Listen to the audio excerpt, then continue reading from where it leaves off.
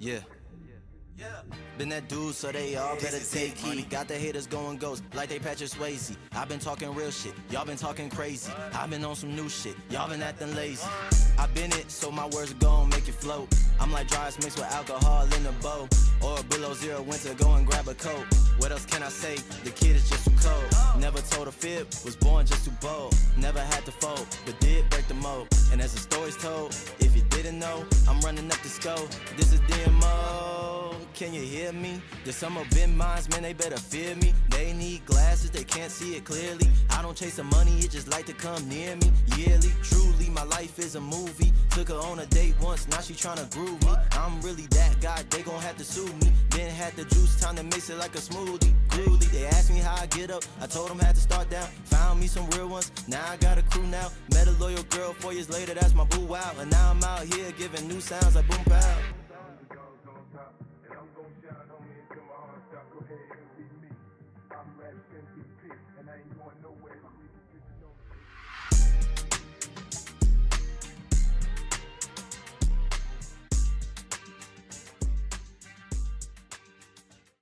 Ladies and gentlemen, welcome back into the Haven. And ladies and gentlemen, it was a victory Monday for all of us, unless you're a Chiefs fan, in which case, nobody cares how you feel. Ladies and gentlemen, welcome to the Helmet Haven Football Fuck-Up Show. I am Tame, joined as always with my co-host Kenny, and we are here to break down this past week for you, all the action. I'm just gonna say it now before we have any, like, what really happened this week?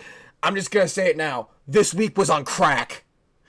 Kenny, how you doing today? This week was on crack. Pretty good. Still can't understand how Mahomes has a higher bid for MVP than Justin Herbert, but I digress. Like I said, dude, this week specifically was on crack. But obviously, we are going to start things off with the news for you guys. So let's hop right in. Kenny, where are we starting off? We're starting with a former Seahawk linebacker named Tyrell Dotson, who has signed with the Dolphins after being dropped by the Seahawks. So finding a new home does that linebacker. All right, that's always good to hear. Always, not, is this maybe what he needs? Who knows? Obviously, the Dolphins not exactly in playoff contention at the moment, but we will have to wait and see how this impacts their defense. Next up, we have the second-string tight end in Las Vegas. Michael Mayer has returned to practice. So right behind Brock Bowers, then. That is correct. Broncos assistant head coach Mike Westhoff has stepped down from his role to monitor a potential health issue, NFL Network has learned. For those of you that do not know, he is 76 years old, so this is around the age where stuff might happen. Yeah, do we have any news on what the specific health condition would be? I'm going to see what it says here. Experienced problems related to his vision last week. Underwent testing on Monday, including an MRI. After consulting doctors and several positive conversations with Sean Payton, Westhoff made a difficult decision to head home to Florida. So it has to do with his vision, is what the report says. Which any eye problems kind of suck because there's not much you can do about them. Definitely, not like you can just go and get a new pair of eyes. For those that did not hear last week when we were talking about it, this is the confirmation that Dak Prescott is indeed having season-ending injury or season-ending surgery on his hamstring. And obviously the Cowboys trolls are still saying that Dak could be back in time for the Super Bowl. Boy, that's assuming you make the playoffs. God, I hate the Cowboy trolls. Which, we don't like seasons ending. We thought that one might humble them a bit. Apparently it doesn't, so I don't know what else to do. Yeah, I don't know either. I think Cowboys fans just need to be wiped. Like, we need to start over with that fan base. We need to start. Panthers running back Miles Sanders, who was carted off the field with a foot and ankle injury after Germany's game last week, is considered day-to-day after the extensive tests. It is obviously not believed to be anything major, as he might only miss this week, and that's only if he does not seem ready to go by Friday. So obviously he could be making his return soon. That's always good to hear. Yep. All right. Obviously, we talked about Shane Walsh being fired last week, so we don't have to talk about that one any further. Obviously, we did see Nico Collins officially return to football last week or Yeah, no yesterday. restrictions either, but obviously we'll touch more on what happened in the game, more specifically when we go over the game recaps for this week. The Bears have released veteran guard Nate Davis, who they shopped prior to the trade deadline. He had started only 13 times the last 2 seasons. I believe he's still quality depth, in my opinion. So maybe agree, I can agree with that take. Definitely some quality depth. Maybe, perhaps not a starter, though. Yeah, perhaps, I think him even going to your team, he'd be a good depth piece, or even start on that right side that's pretty weak right now. Yeah, we could definitely use some offensive line help. Coach Andy Reid tells reporters that Charles Omenihu and running back Isaiah Pacheco have returned to practice and are expected to start against the Panthers currently. Yeah, I heard about Pacheco coming back, and quite frankly, only because my brother put him up on the trade block in our fantasy league, and it was like, come get him before the trade deadline, make you push for the playoffs. But I'm good on wide receivers, despite the fact that I lost this week. But we'll touch more on that later. That's a running back, but yeah, you're good on those two. Okay, congratulations. Regardless of what happens, Ken, at the end of the day, I'm good on running backs. I'm good on wide receivers. I don't need a lot. I just need to start winning some damn games. Congratulations to former Bears punter Pat O'Donnell, who finds himself on the 49ers team now. So welcome to San Francisco, Pat O'Donnell. Let's see. Antonio Pierce did have Gardner Minshew start against the Dolphins this week. Again, we'll talk more about that when we get to the results. Brian Robinson returned for Washington on Thursday. The Eagles have activated standout left tackle Jordan Mailata from injured reserve, and he did play on Thursday. Yeah, I do remember seeing Mailata finally take the field. And I'm not gonna say he was an impact player, but he definitely made some plays. Seattle did get DK Metcalf back for that showdown with San Fran, which of course we will touch on later. That was probably one of the more entertaining games we had this week, though. Indeed, that is. Next up, we have. Honestly, this guy's going to come up a little bit more when we do our new segment, our one-time segment. But this is just a little thing that Ian Rappaport tweeted about. Pro Bowl sleepers right now would be wide receiver Darnell Mooney and defensive lineman Greg Rousseau. Interesting. And you know what? For Mooney, I'm not really surprised either. Mooney's been playing great out in Atlanta. Yeah, and honestly, I think we all knew he had the talent. He just didn't have the team around him, much like Justin Fields. All right, here's some really good news.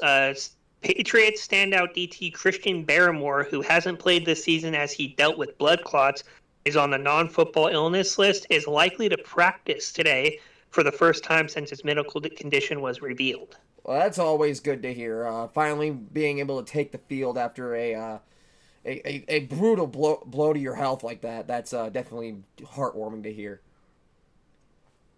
Obviously, Rico Dowdle was basically confirmed to be the starting running back moving forward, taking Zeke's spot, old-ass Zeke Elliott. All in my ass. Yeah, that doesn't really have to do with football, so skip that. Commanders did elevate Zane Gonzalez from the practice squad to play on Thursday. Here's a massive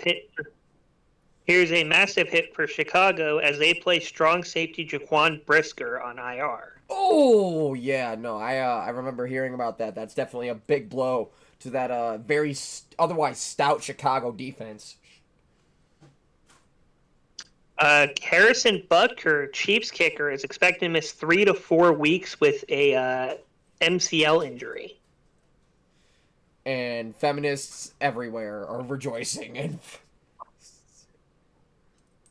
It was specifically a meniscus trim that he had, so it was a meniscus, not an MCL, and it was just a trim, so that's why he is able to return. But he's missing 3 to 4 weeks, and the team's playing Chiefs. If you can force them into a spot where they would have to kick a field goal, you should probably do that. Let's see what else here. We already talked Barrymore. Obviously, Harrison Butker and IR. Jalen Hurts had a concussion in Thursday's game, but got cleared basically right away. So that's kind of fishy, if you ask me. yeah, I definitely agree. I don't think you can just go into concussion protocol and just come straight out the way he did. Let's see here. Obviously, T. Higgins did indeed come back this week for the Sunday Night Football showdown with my Chargers. Had a touchdown, too. Coach McDermott had rolled out Dalton Kincaid. So the Bills were without Dalton Kincaid, Amari Cooper, and I think Shakir, and they still, did well. Yeah, which we will talk about more later. And probably laugh about as well. Yeah, very much likely we'll be laughing about that. Good news for the Vikings, as Aaron Jones and Sam Darnold did not end up missing Sunday's game and did play. Bad news for the Lions was Sam Laporta ended up being out this week, but as we'll cover, it didn't matter very much. Yeah, no, not. It doesn't really matter when you're playing the Jags. Yeah, the Jags are kind of just there. In a shock development, 27-year-old Connor Williams has retired from the NFL mid-season as a Seahawks starting fan. Wow, young too. Has he stated why? I believe there is somewhere up here that does mention why he had to retire. We just aren't there yet. We already talked about Michael Mayer coming back. We already talked about Darrisaw. Oh no, guys! Cleveland elevated Kadarius Toney from the practice squad. We're doomed.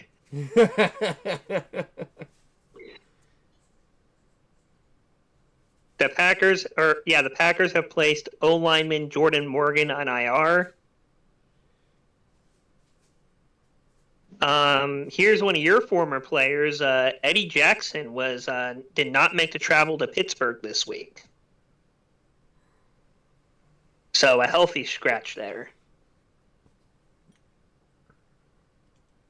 Hey, you want to hear the most on-brand injury for the Cowboys that makes complete sense when you hear whose name's attached to it? Absolutely, I do. Injury report, a back injury for wide receiver CeeDee Lamb. Yeah, I would have a back injury too. Sounds about right. I would have one too. Oh, man, God, Coach, you gotta stop letting me carry this team. My back is killing me. Running back Jaylen Warren is officially off the injury report for the Steelers and did play in that clash with Baltimore. And cornerback C.J. Henderson was placed on IR in a corresponding move.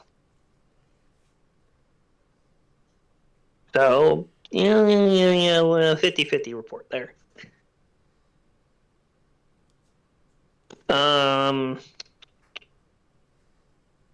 Change appears to be coming for Jaguars, facing one of the NFL's best teams with a backup quarterback and losers of 4 of 5. It is likely to come sooner rather than later. In other words, we will not be surprised if by next week we have Doug Peterson being fired on this show. But so far, there is no word on that. Devontae Adams was battling an illness and a wrist injury this week, so he was not 100% going into the game this past week for the Jets.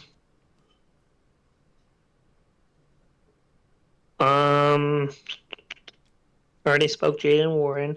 Bengals offensive tackle Orlando Brown Jr., who was dealing with a knee and fibula injury, is not expected to play today. Obviously, that was on Sunday. So Bengals without one of their best linemen for that game.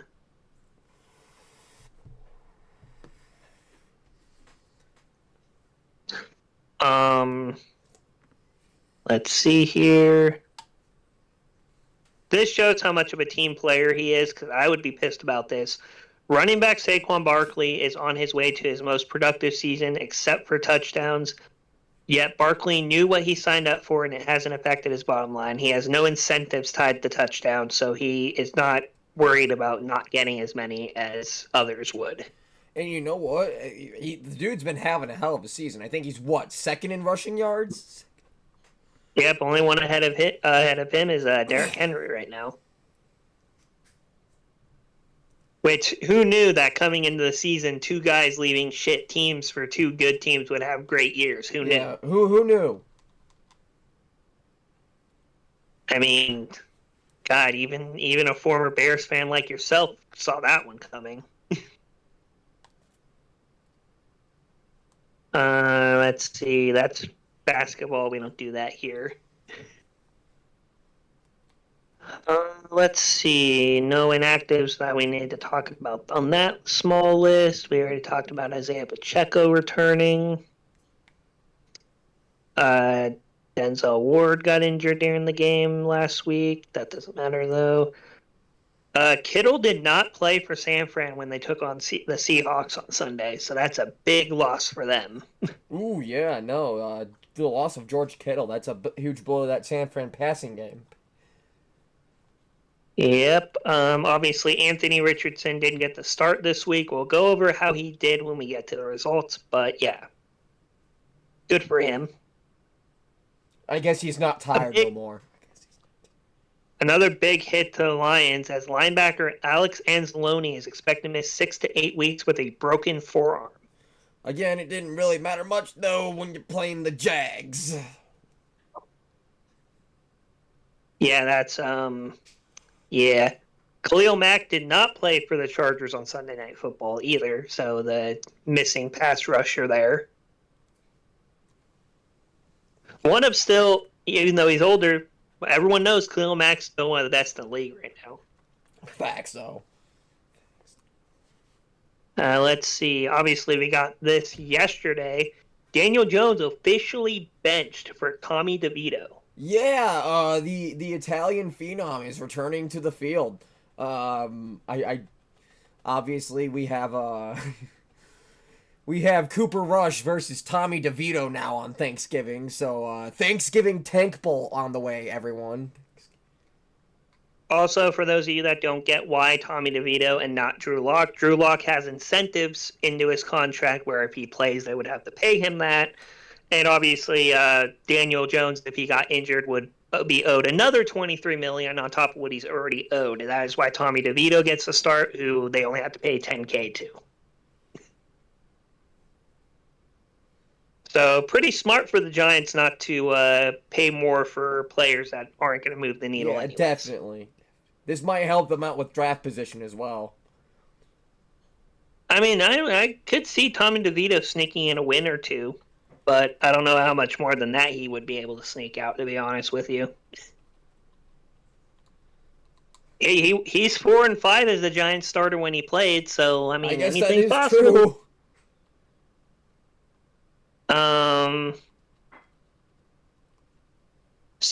Jaguars wide receiver Gabe Davis has suffered a meniscus tear and will miss the remainder of the season. So Gabe Davis out for the season. That means Trevor Lawrence when he comes back, no Christian Kirk, and no Gabe Davis. That's gonna be huge. Who's he even throwing the ball to down in Jacksonville now? Evan Ingram, and that's about it. Yeah, I guess so. I mean, Evan Ingram's a beast and all, but you need more than that.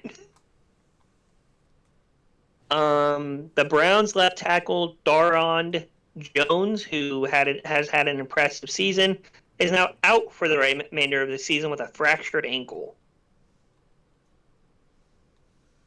Obviously, a lineman is never good to have anything fractured on that lower half of his body. Yeah, definitely not. Also wanted to add this because I didn't say it with the Daniel Jones initial sitting. Daniel Jones is the third string now. He is not benched and only down one. Drew Lock is also 2, and he is 3. Wow, okay. Cornerback DJ Turner from the Bengals suffered a fractured clavicle. Oh boy. Ouch. So he is likely out for the year as well. Yeah, likely. Also, Dax Hill, also of Cincinnati, went down with an ACL between health and poor play. The CB room has kind of been a train wreck for the Bengals, and it looks like it's going to continue to get worse moving forward. Yeah, no, the Bengals obviously just can't seem to get anything right. They're just completely wasting Joe Burrow and Jamar Chase. Bryce Young will remain the starter in Week 12 against the Chiefs. And Bryce, if you can hear me, you have the opportunity to do the funniest shit ever. For real, though. If Bryce Young beats Patrick Mahomes this week, dude, oh my God. Bryce Young, you would become a national hero, and we would make it a holiday. It would be Bryce Young beat Patrick Mahomes Day. Now, do we think that's going to happen? Probably not. Would it be funny as fuck if it did? Hell yeah. We can only hope. Patriots' former second rounder was cut and then picked up by the Chiefs practice squad. It's like every time they lose, they have to add somebody. Like, guys, are you really that much of a little bitches that you get one loss and you got to add somebody? Like, come on, dude. They're so mad, dude. They're like, we lost to the Bills. Like, we need to add somebody else. We can't get more than one loss. Fuck you. Fuck all y'all. Lions side linebacker David Long from the Dolphins practice squad to replace Alex Anzalone. So a pretty solid linebacker movement there, and we'll see how he plays. The Packers have activated running back Marshawn Lloyd off of IR, so they get another running back in their backfield. Also, I'm sure we all saw this, but I'm going to say it anyways.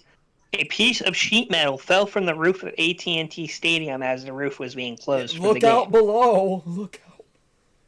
Just goes to show you how much of a dump that AT&T Stadium is. Yeah, it is so bad. Jake Ferguson was lost with a concussion yesterday in that Cowboys game, but I don't think he would have mattered that much, to be honest. Pro Bowl news, as Eli and Peyton are expected to be the coaches for the Pro Bowl games. So Manning versus Manning for the Pro Bowl. Ooh, here's a interesting update. The Commanders' quest for a new stadium on the site of their old home RFK Stadium took another step today, as next stop the Senate for the team's spokesman. Today's result is an exciting and significant step towards the city of D.C., and it looks to gain long-term control of the RFK site. So, potential new building coming for the Commanders. That'd be awesome. In Bears news, they are working out free agent safety Terrell Edmonds, who obviously his brother plays for Chicago already, and Tremaine Edmonds. Pretty interesting there. The Jets have signed Andreas Carlson to the 53-man roster. Obviously, former Green Bay player, again, ends up where Aaron Rodgers is. No fucking surprise. Yeah. Jets fire GM Joe Douglas, who is in the final year of his contract anyways. How many people are just going to keep taking bullets for Aaron Rodgers before people just realize that Aaron Rodgers is washed? Probably never. Let's be honest. Anyone who gets cut by the Jets, it's not the Jets cutting him. It's fucking Aaron Rodgers cutting him. For real. All right, let me do some real quick looks to make sure there's nothing else here. The Jets have named Phil Savage as interim GM, so that's cool to hear. The Steelers signed veteran safety Eric Rowe, former Patriot and Dolphin. By the way, what Tame just said about the sheet of metal falling off AT&T Stadium, that's what the Houston Texans posted. That's actually fucking hilarious. Okay, and I think I have one more guy to check, but I think we might be done with the news after I check that guy. So let me check, make sure there's nothing he has that Ian hasn't posted yet.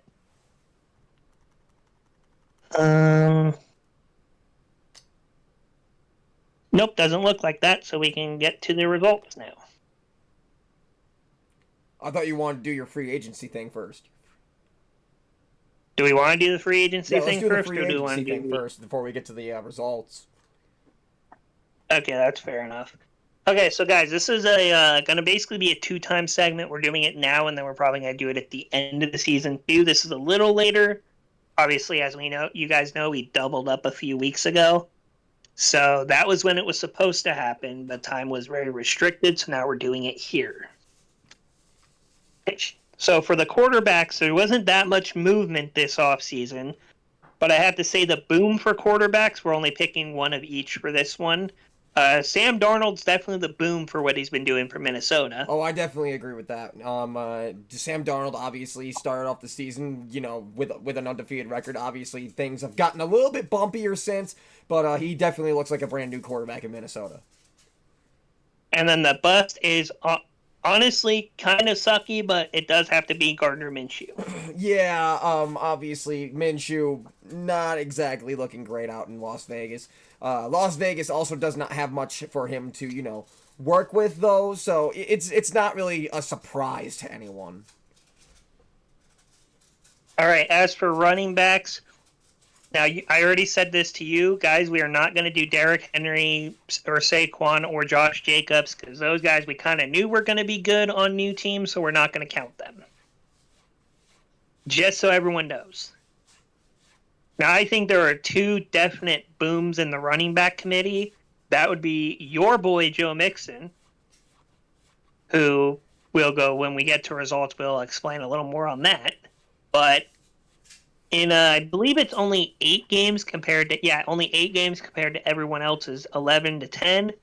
He has 764 yards and 10 touchdowns. Yeah, no, Joe Mixon, obviously, he's been looking like the entire Houston offense as of late. And then the other one will be my boy, J.K. Dobbins, a.k.a. Comeback Player of the Year, potentially winner here, as he has 726 yards and 8 touchdowns through 10 games. And you and I obviously spoke about how that wouldn't be the most wild thing to say. Yeah, no, definitely not. In terms of busts for running backs, looking here, there aren't that many that you can actually say are full-on busts just because. So I'm just going to add one more boom, or mid. I'm going to say mid for this guy. DeAndre Swift has been kind of low-key carrying the Bears right now. If you want a bust, I can think of one. His name is Ezekiel Elliott. Oh, yeah, I forgot about him. But then again, the entire Cowboys team might as well go on the list of busts at this point. That's for damn sure. Next up, we got wide receivers, specifically ones in new homes. Obviously, Darnell Mooney has to be up there. Yeah, Darnell Mooney having a great season with Kirk Cousins. Yeah, 771 yards and 5 touchdowns, and has 1 more yard and 1 less touchdown than Drake London on 13 less receptions. So pretty big thing there for sure. And then another one, I know he's not a free agent, but I do want to say Ladd McConkey's up there too. I have to give a shout out to my boy for being disrespected all offseason, but here we are. And let's face it, the Chargers wide receiver room was disrespected, and they are definitely proving that they are not as bad as people thought they would be. Before the season, no, definitely. People thought that the wide receiver room was definitely full of Walmart baggers. But I always said that as long as they have talent and Herbert's throwing them the ball, they're not going to look like that for long. And a drop off here, I'm going to say Calvin Ridley might be the bust here. I mean, he has 541 yards and 3 touchdowns, but like 200 to 300 of that and 3 touchdowns is through 2 games. Yeah, I definitely can somewhat agree with that take. Calvin Ridley definitely been looking a little bit lackluster, been picking it up the last few weeks. but definitely a lackluster start to the season for him. And then on the defensive side of the ball, I mean, first off, the first boom that we definitely have to say is a boom is the man, the myth, the legend, Xavier McKinney. Oh, absolutely. Xavier McKinney having a great season out in Green Bay with a franchise record in interceptions. Yeah, and keep in mind, guys, we still have like what 7 games left to play, so he can still add to that. I'm going to go to the list of more positional here real quick, just because of all the defensive players are kind of clumped together when it comes to stats. So just going to make this a little easier for myself. A few more standouts on the defensive side that I'm going to definitely bring up. Danielle Hunter turning back the clock for Houston. Yeah, definitely. I love Danielle Hunter on our defense. He's definitely been like almost like the heart and soul of this defense now, which is great because obviously our offense has been missing their identity the last couple of weeks. Another boom I'm going to say is Patrick Queen, who moved to a division rival and is playing out of his mind for Yeah, them. no, the Steelers look really good, and their defense looks great. All in thanks to the signing of Patrick Queen. That man has made a huge difference out in Pittsburgh. And 2 busts for linebackers. Jordan Brooks has been absolutely dog shit for Seattle. Yeah, definitely a lackluster season for him. And then Kenneth Murray, former Charger to the Titans, who, for those of you that missed it, Herbert stole his ankles when they played. And he predictably has not been playing well. Next up, let's talk real quick about corners. We talked about safety already, so even though he didn't switch teams, Kenny Moore has been doing very good for the Colts, despite them having a shit season so far. Jeff Okuda for the Texans, who had to step up this past week, I believe, did a pretty good, solid job. Oh yeah, definitely bang up job from Okuda. A bust so far has actually been Tre'Davious White, as he barely touched the field for the Rams. Yeah, definitely. I want to see more from Tre'Davious White, but obviously we haven't really gotten the opportunity. And then I'm gonna say probably another bust would have been Noah Igbinoghene, who hasn't really touched the field again. So yeah, pretty bad signing if they can't even touch the field. For free safety, obviously Justin Simmons has been quite a revelation for the Falcons. Yeah, no, big piece there for Atlanta. Justin Simmons definitely making that defense quite scary. On the other side, Eddie Jackson, former Chicago Bear, has actually not been doing that well with the Ravens, from what I hear. Yeah, but I'm also going to make the argument that Eddie Jackson is a little bit past his prime at this point. Yeah, Eddie Jackson's fucking nearly 31 years old, so I don't know what anyone was expecting there.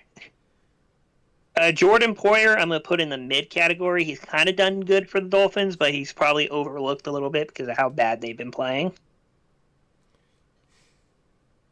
as the offense has been basically non-existent. Or as I would put it, absolute cheeks.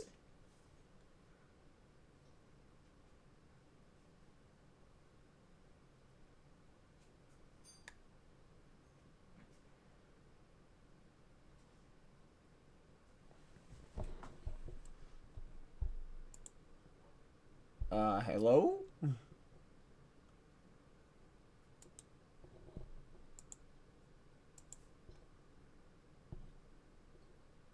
Kenny, you still there?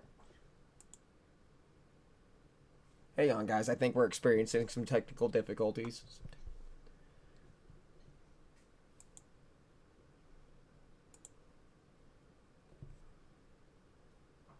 We are now. Okay, there we go. Oh, I think I don't know if you heard me, but I'm just going to say it again. Geno Stone is one of the busts for or strong safeties, whichever one we left off on. Yeah, there we go. Yeah, right where we were.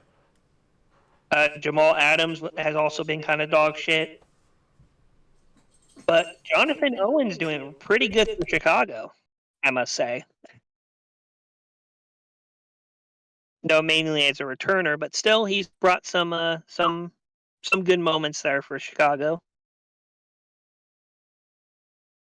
And just because we didn't really talk about tight ends, I do want to talk about that just for a second. Obi Parkinson, the Rams tight end, has kind of stepped up for Matthew Stafford in some key moments. Yeah, I can definitely agree with that. The Rams passing game as a whole just looks completely different ever since Kupp and Puka came back.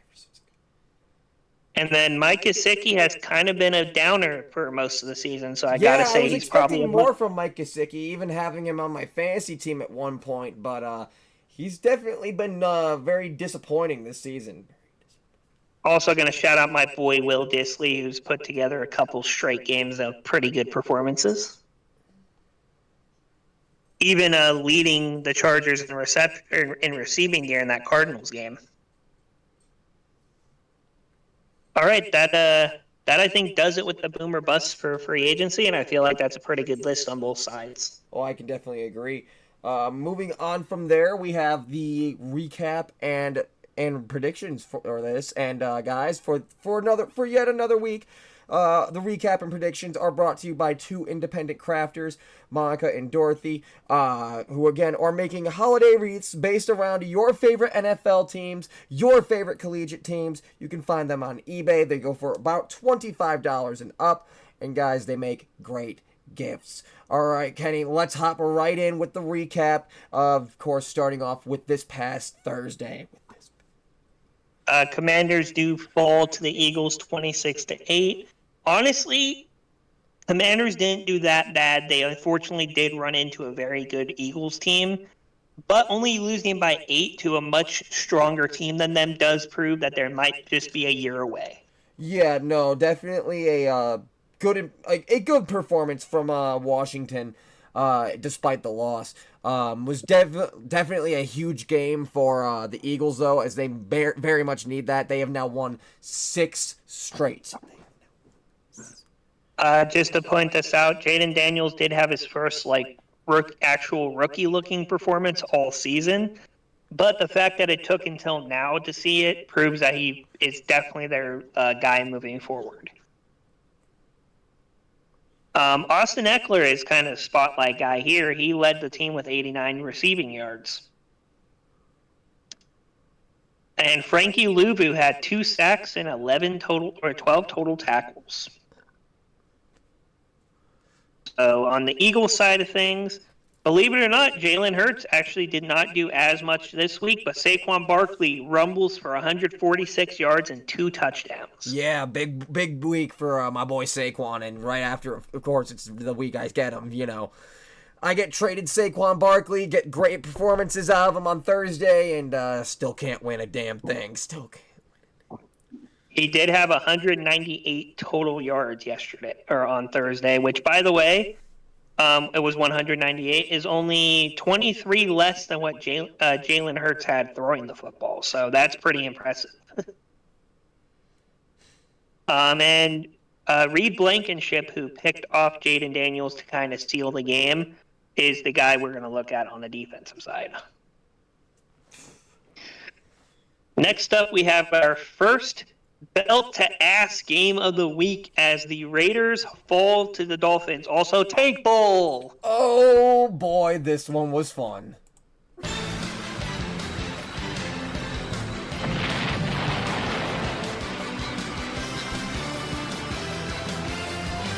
And as I said to you, Tame, this was kind of a win-win, lose for me, no matter how this went. Yeah, you were not going to enjoy how this one went, regardless of who won. However, I am always glad to see the Raiders get their asses handed to them, so I'll take this as a win for now.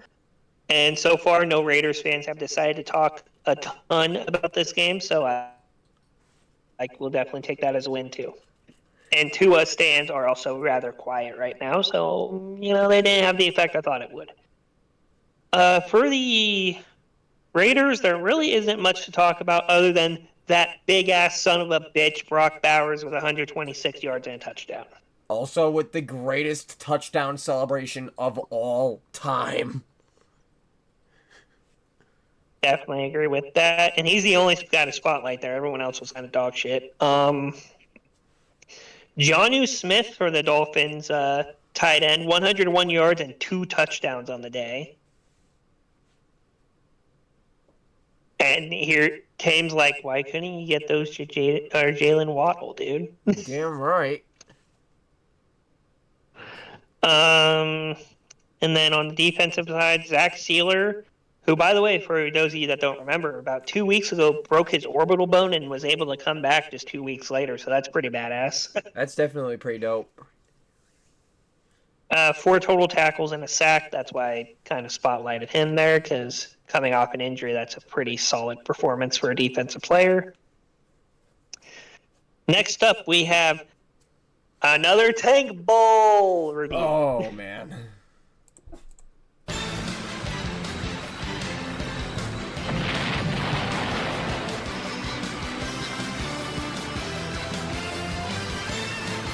And in this one, we saw the Saints absolutely demolish the Browns.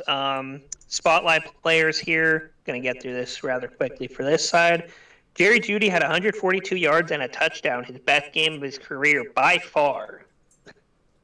Yeah, no, this was definitely And, a spanking here that we got to witness. I didn't know you were allowed to broadcast murder on live television. And then Denzel Ward with an interception. That was basically the best thing for the Browns. And then we see Taysom Hill being the standout here.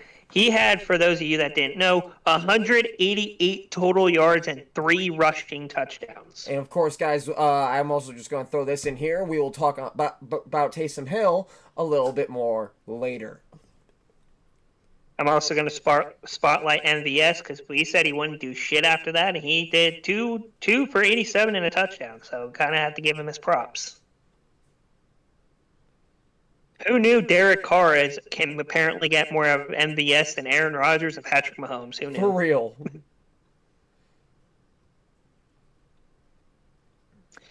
All right. Next up, we have the Colts versus the Jets, which I believe, oh yes, it still is Tank Bowl.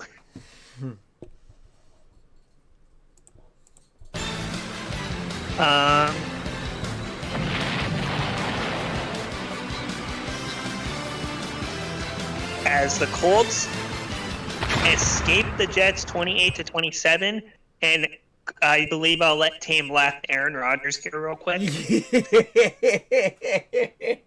Aaron Rodgers lost to Anthony Richardson.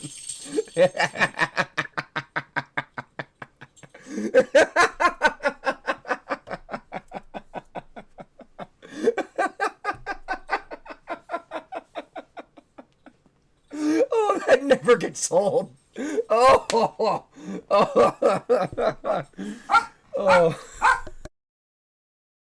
I figured I'd let him get that out of his system real quick. Anthony Richardson is our spotlight player as he had 3 total touchdowns and over 300 total yards. And then Kwity Paye had 2 sacks and 7 total tackles. For the losing side, a.k.a. the Jets that suck ass, Breece Hall had 78 yards and a touchdown on the air or on the ground, and 43 and a touchdown through the air. So he basically carried the Jets to actually be even close in this game. And then Quentin Williams had 7 tackles and a sack. So yeah, there's our first. Do we call that an upset? I would call it an upset. I don't think anyone really had Anthony Richardson beating Aaron Rodgers. Which, by the way, guys, that Browns and Saints game, that was another belt-to-ass game of the week. Next up, we have the Vikings beating the Titans 23-13. Pretty solid game by Darnold, who had 246 yards and 2 touchdowns. Yeah, no, definitely a good game for Darnold. Granted, against one of the weaker opponents, but you gotta play your schedule. And then Andrew Van Ginkel had 8 total tackles and 2 sacks for the Minnesota Vikings. On the Titans side of things, Westbrook Akine had 117 yards and a touchdown. I believe he scored a touchdown every week other than one the last 4 games. I believe you are right. Yeah, no, it's Wild Westbrook. Kenneth Murray actually led the team after Herbert annihilated him last week with 10 total tackles and a sack. And yes, anytime that Herbert makes a former Chargers defensive player look silly, I'm going to fucking talk about it. Next up, we have the Packers escaping the Bears 20-19. Yeah, no, this was definitely one that the Bears fans thought they had in the bag, and oh man, I almost feel bad for Chicago, but I've also had to see the way Bears fans are trying to cope with this loss. Well, we know Caleb is the guy. What do you mean he's the guy? He had no touchdowns. Well, at least we know our coach is gonna be fired. As much as that is true, I don't know if that necessarily solves your problem. You guys keep hiring dumbass coach after dumbass coach. It's just like, who's the next dumbass coach in line? Bears fans are just like, they're throwing everything against the wall, hoping something sticks, and it's sad, man. It is sad. It's no longer about winning. It's about developing our quarterback. How many times have we heard that one, Chicago? Also, I want to say this real quick. Bears fans, the difference between Chargers firing Staley and you guys firing a coach is you guys are always hiring dumbasses, whereas we hired the guy that can actually fix our team, not just try to fix our team. Yeah, so now the Bears lose to the Packers for the 11th straight time, and obviously, Bears fans, their misery knows no end. Also, shout out to Mitch Trubisky, who's still the last Bears quarterback to beat the Packers. Yeah, for real. And then Jordan Love is a spotlight player on the offensive side. He did have 2 total touchdowns and 279 yards. Also, Christian Watson, who was the Bears' daddy with 150 yards. And I'm also just going to come out right out and say it, Bear fans, Christian Watson didn't make that catch. Next up, DeAndre Swift on the Bears side, who had 71 yards and a touchdown, and Roschon Johnson, who had 33 yards and a touchdown as well. I do want to say something real quick to Bears fans. Nick and I have decided we are not going to absolutely demolish you guys for probably the rest of the season unless your fan base makes us do it. Yeah, no, obviously, why beat a dead horse at this point? I mean, why do we need to make you feel dead inside when your team does that to you once a week?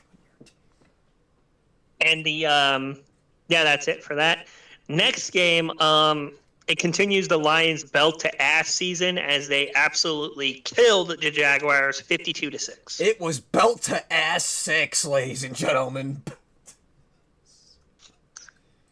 And I mean, people are complaining that the Lions are running up the score, but if you don't want them to, don't let them score. Yeah, exactly. If you don't want them to score, then stop them. It's that simple. But the Lions just absolutely continue their run of dominance. After that week 2 loss to Tampa, there has been no mercy shown by Dan Campbell. Yeah, no. Also, I just want to throw this out there. Dan Campbell has balls of fucking steel. My God. Shout out to Cam Little, who scored all 6 of the Jacksonville points, by the way, the kicker. Good job. Not much else to say there. And then let's talk real quick about a few players. I'm going to give a ton of props to some of these Lions players because there was nothing to talk about on the Jag side. Jared Goff, 412 yards and 4 touchdowns on the day.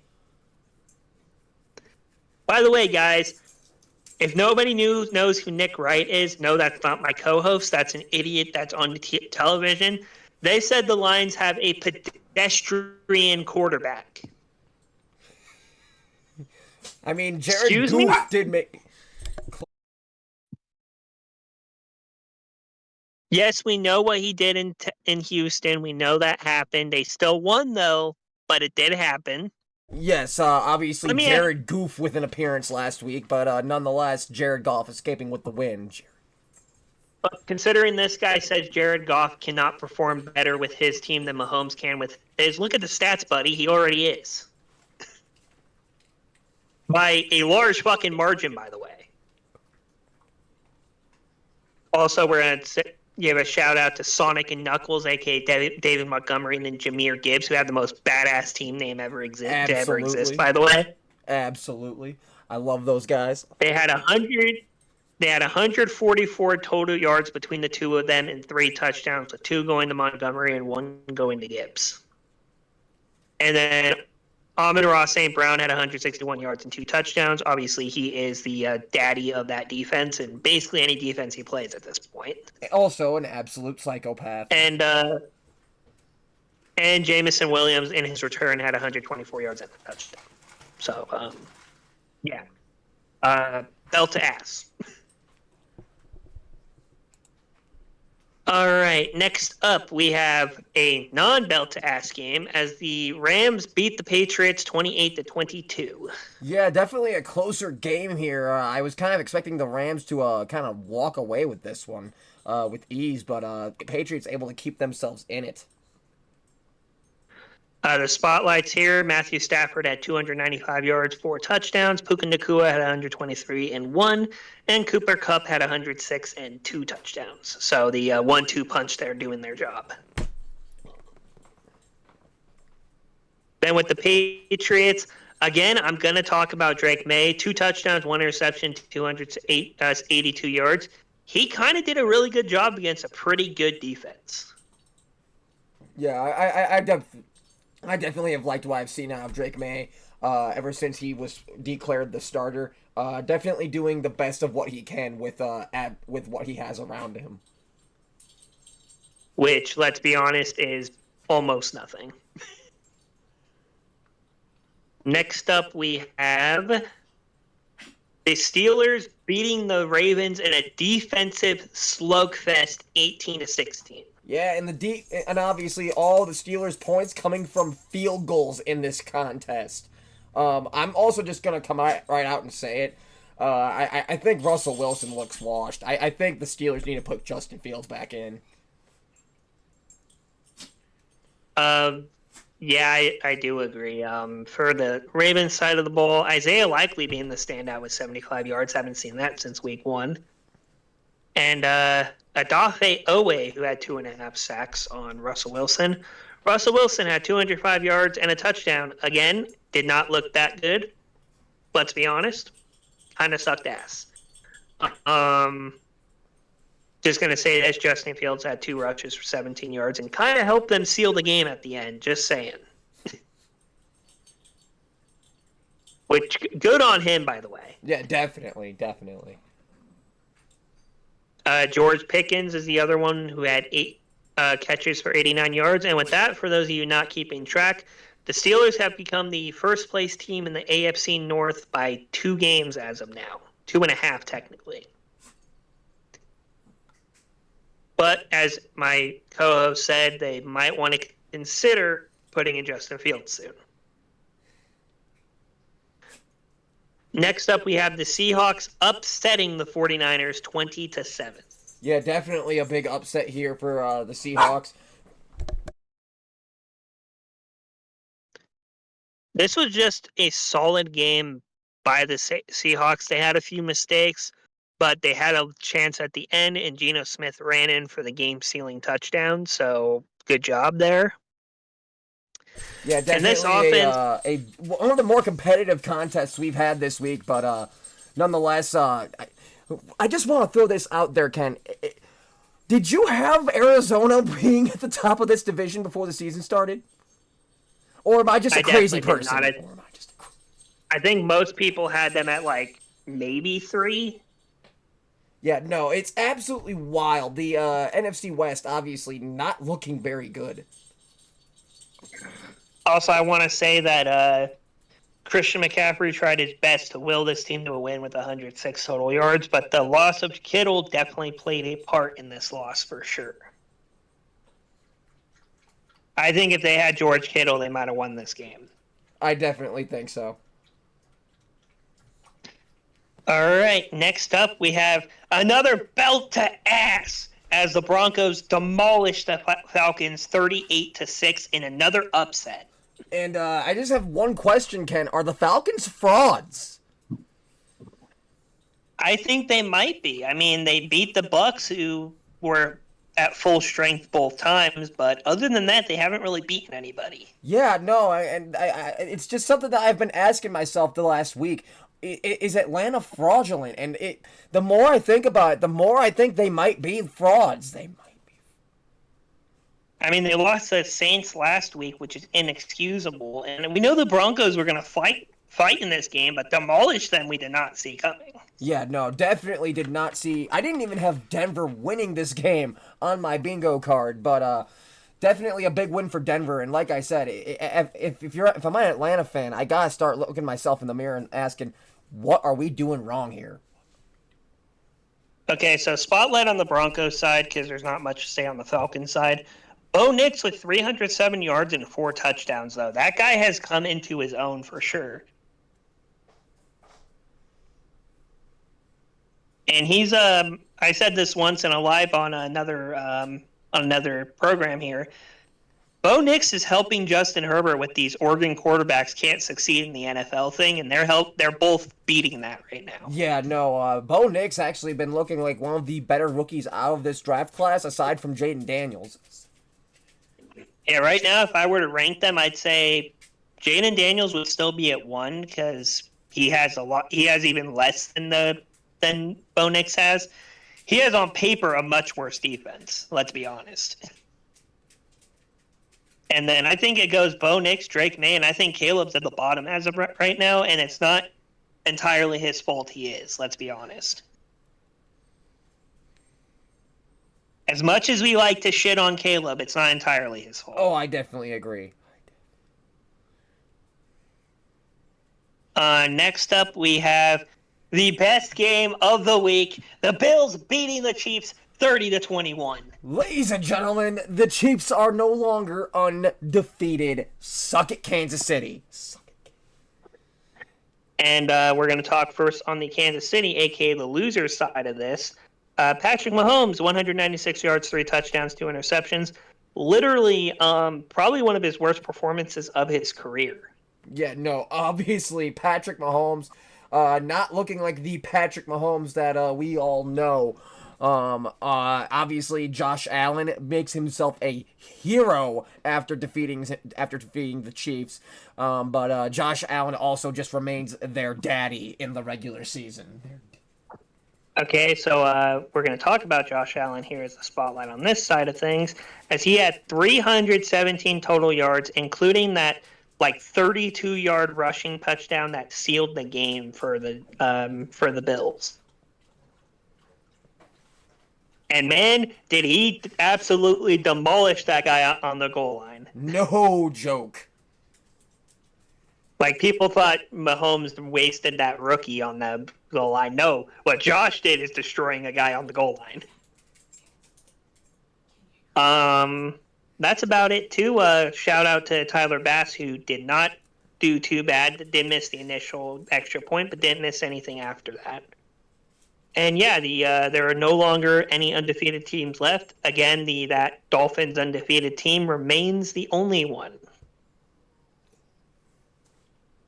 Next up, we have the Chargers beating the Bengals 34-27. Yeah, big win for your Chargers here. And yeah, let me guess, guys. They almost lost the game. They almost gave it away. They're coming back. I literally said this would happen. Anyone that watches the Chargers know this is in their DNA. It doesn't matter who they have. But you want to know what wasn't in their DNA before? Not fumbling it at the end and actually winning. Just saying. God, Also, Bengals fans, I'm going to be talking to you in my segment because you guys piss me off. And also, you're going to be talked about at the end of the show, too. But I have some very specific things to say to you in my segment. So, yeah.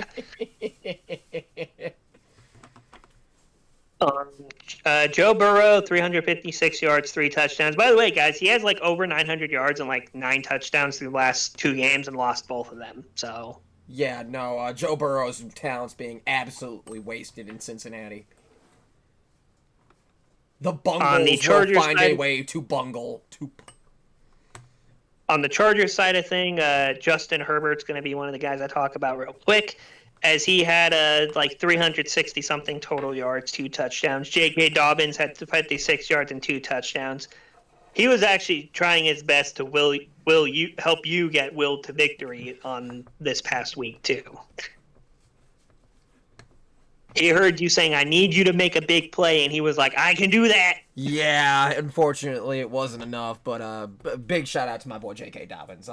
Definitely my pick for comeback and player of the year for Vlad McConkey had 123 total yards, so another big game for him.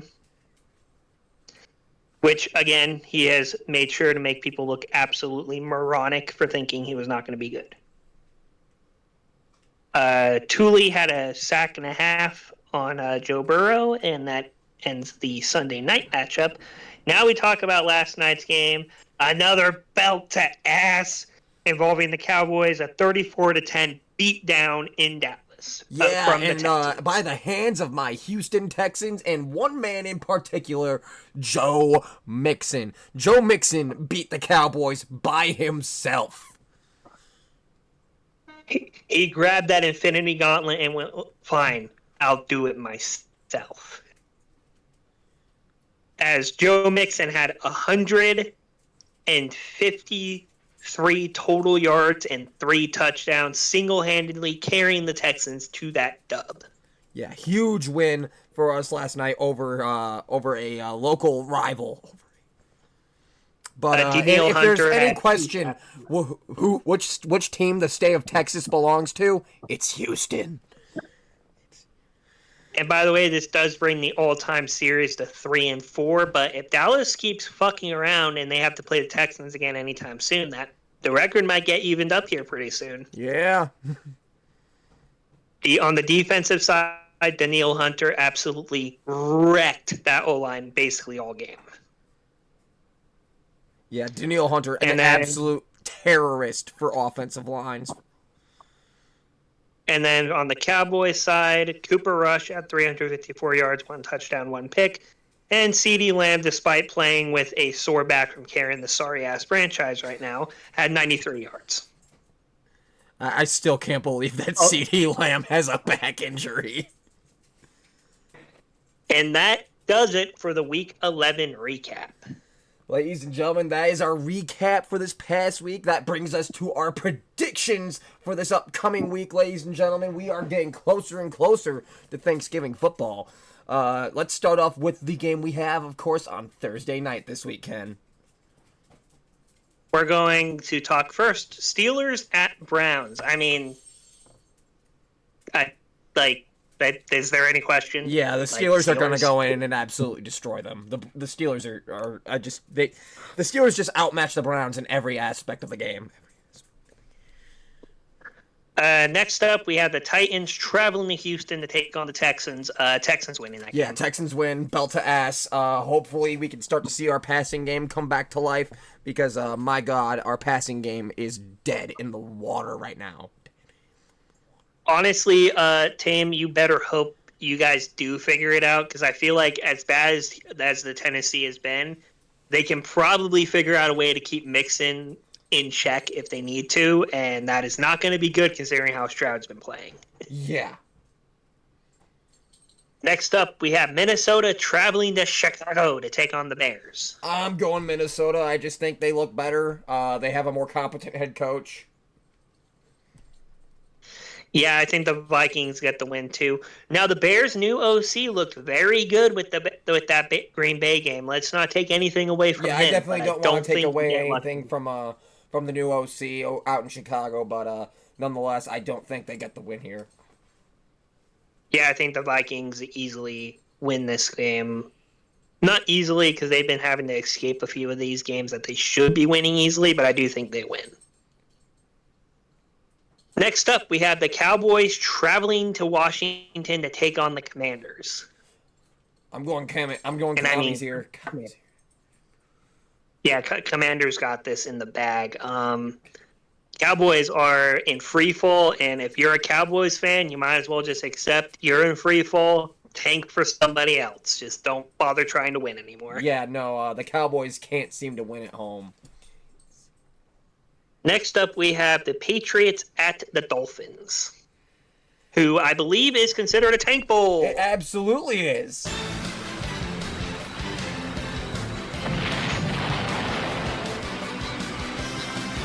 And, I mean, this one's kind of tough because the Dolphins are looking better, but they haven't played very many competent teams. Yeah, I definitely agree. But Patriots also... Yeah, I'm almost just going to throw this out there. The Patriots continuing to be a very feisty team.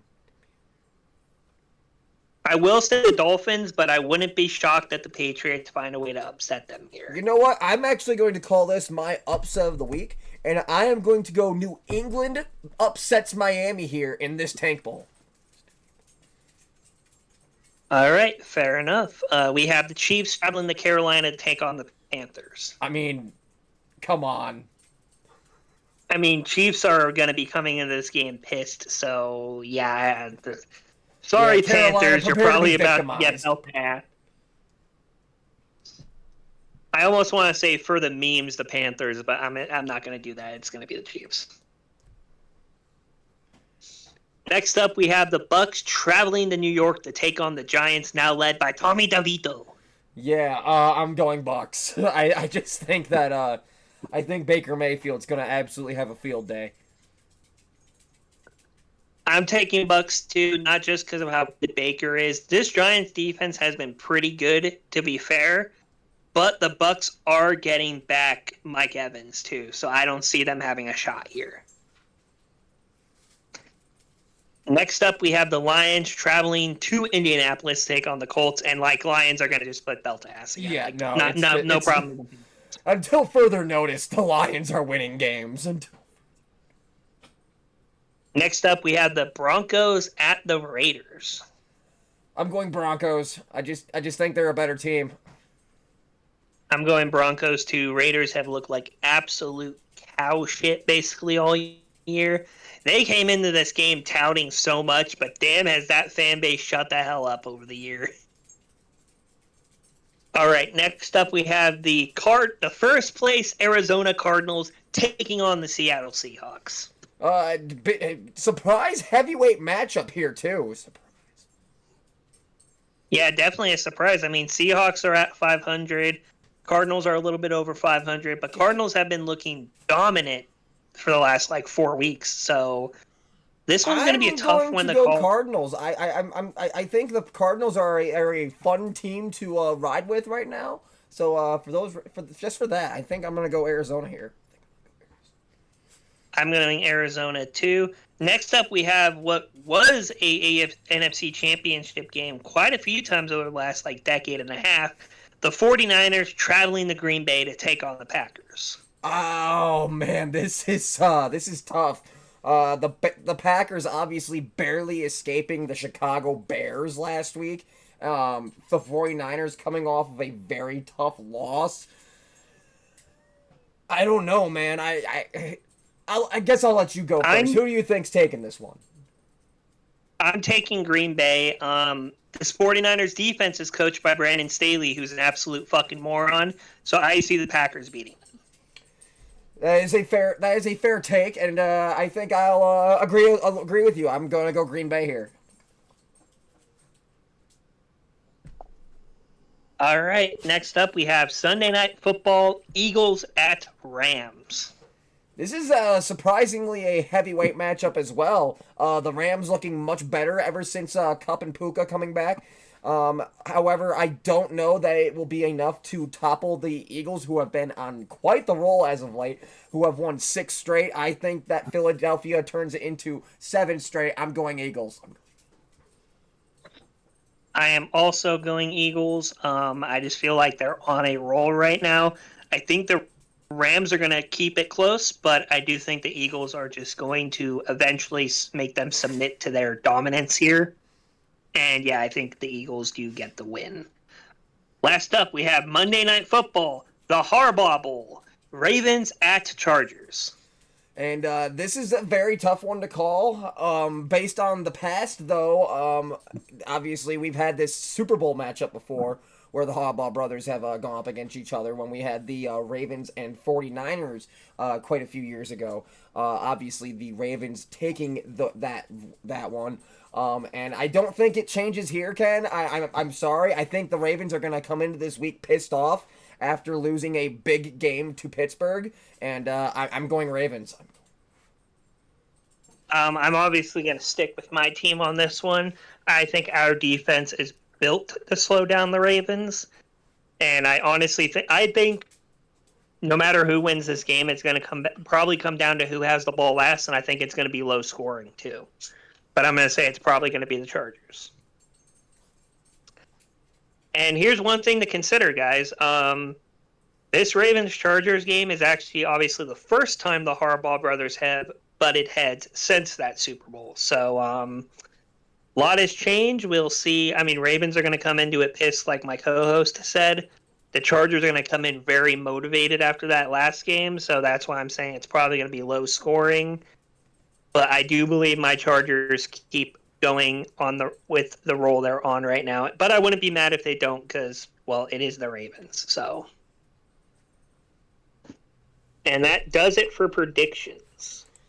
Yes, it does. Now, guys, obviously moving on into the other segments of the day.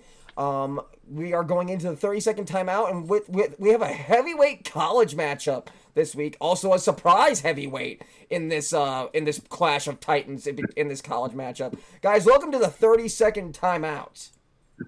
What the hell's going on out here? And guys, the matchup we want to highlight this week is Indiana versus Ohio State.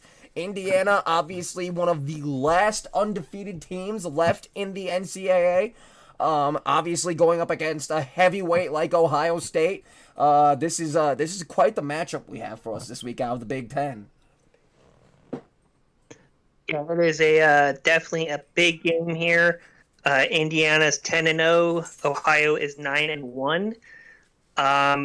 This is probably going to be very big for both sides. Obviously, if Indiana can finish the season undefeated, that would be great for them.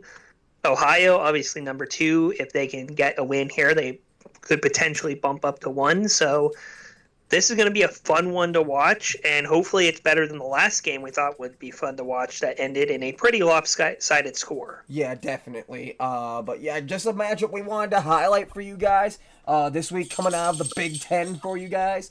So yeah, moving on from the 30-second timeout, I actually have completed another season in my college career here for Journey to Immortality. Again, this slide will be changing soon. But just to let y'all know, I did finally complete a junior year. Obviously, my quarterback has now transferred from Kennesaw State, which was Conference USA, to the Big Ten with Minnesota Golden Gophers, transferring for the junior year to the ACC to the North Carolina Tar Heels. Now, guys, obviously, I had a much better year here at North Carolina than I have in the previous seasons, because obviously North Carolina being a power school definitely helped. Anthony Locavelli is the player's name. He had a rating of 179.3, 4,411 passing yards, 174 yards rushing, 60 passing touchdowns. as opposed to only 34 from a season ago. So definitely a huge upgrade there in the passing touchdowns section. 5 rushing touchdowns, also an upgrade from 3 the previous season. Only 9 interceptions, as opposed to last year's 21 interceptions. So Anthony definitely taking a huge step here in his junior year. He was a Heisman favorite throughout the season. 6 fumbles, took 25 sacks, which is the lowest amount of sacks he has taken in his college career so far. However, obviously looking to keep that number down a little bit more in his senior year. I'll touch on that a little bit more in a second. He had 303 completions for 476 attempts with a 63% completion rating. Obviously, a pretty solid completion percentage. An average of 9.3 yards per average. Definitely a huge jump up from his YPA from the previous 2 seasons. He finished his junior year with a record of 9-3, 6-3 in conference. And his achievements, he was the Week 1 game MVP against TCU, the Week 1 ACC Offensive Player of the Week. He was the Week 2 game MVP against Notre Dame, where he also tied a collegiate record of 11 touchdowns in one game, 11 passing touchdowns in one game against Notre Dame. He was the Week 3 game MVP against New Mexico State. He was also Week 3 National Offensive Player of the Week. Week 5 game MVP against Syracuse. Week 9 game MVP. I did not put the team.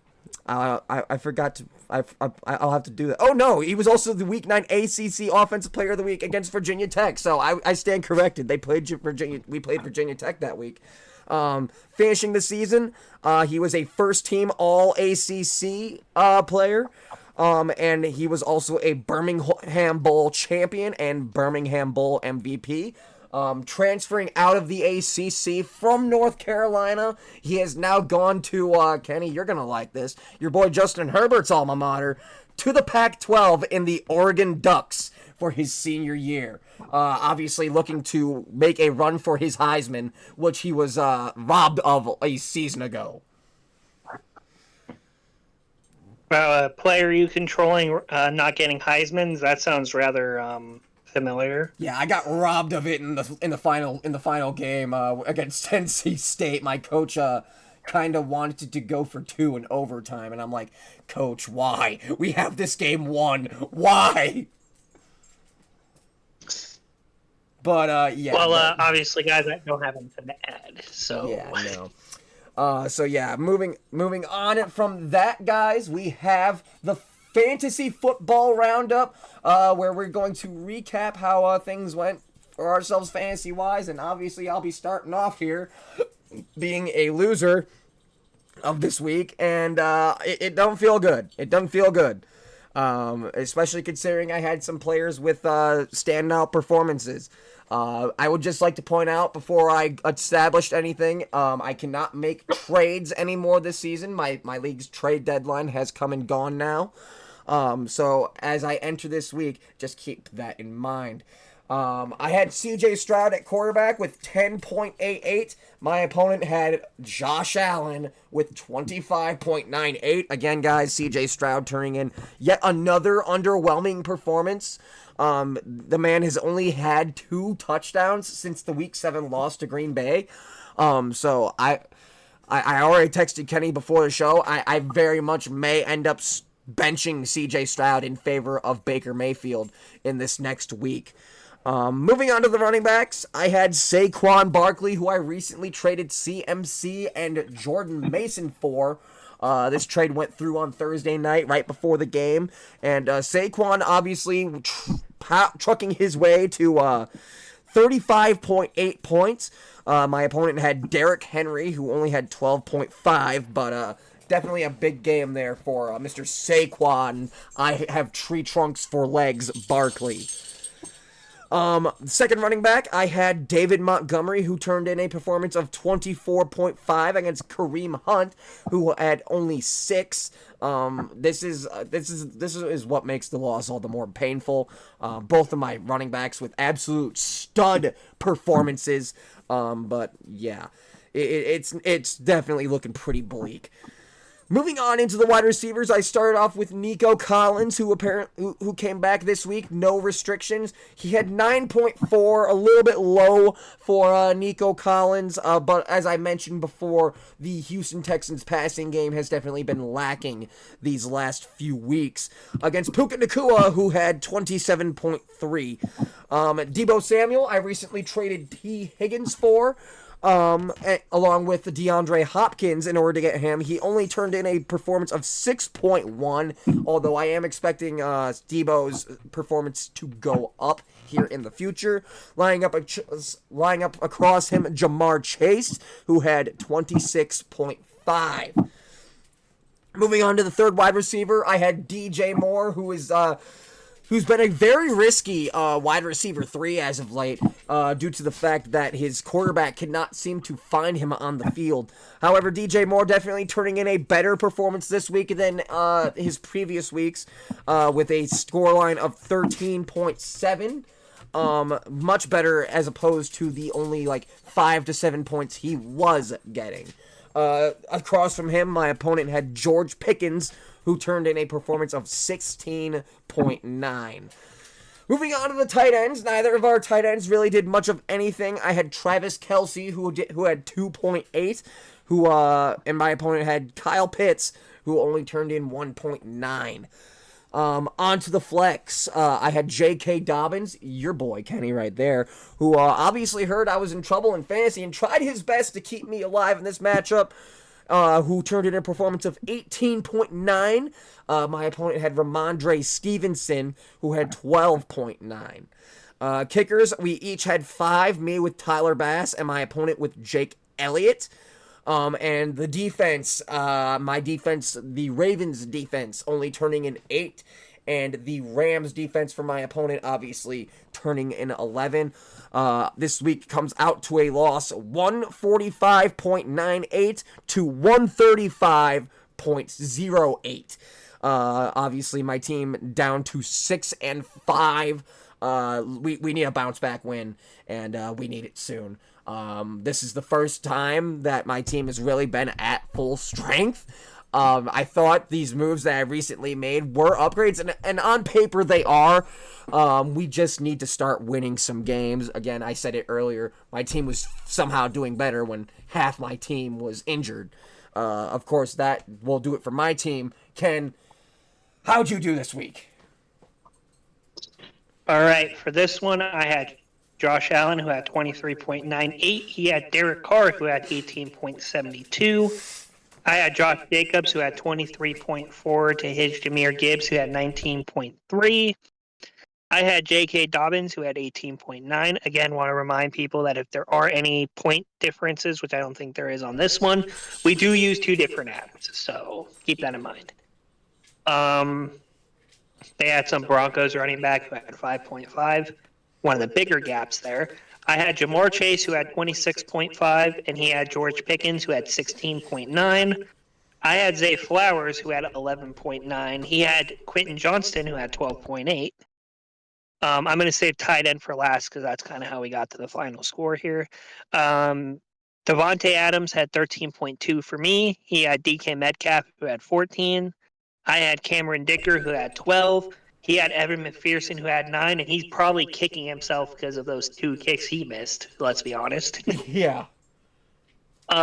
Bills, I had defense with 6. He had Rams defense with 7. It was pretty close for the most part up until the last 2 games, but this is where the separation was the biggest, I think. He had Zach Ertz with 18.7. I had Brock Bowers with 31.3. I end up winning this game 167.18 to 121.92. So, guys, there you have it. Our, you said you were saying something? All right, so that does All it right, for yeah, so that that does it for the portion of fantasy it. football roundup, guys. Moving on to ref ball of the week, and man, this week we have some egregious, some absolute, just atrocious refereeing going on. Welcome to ref ball of What the the week. hell's going on out here?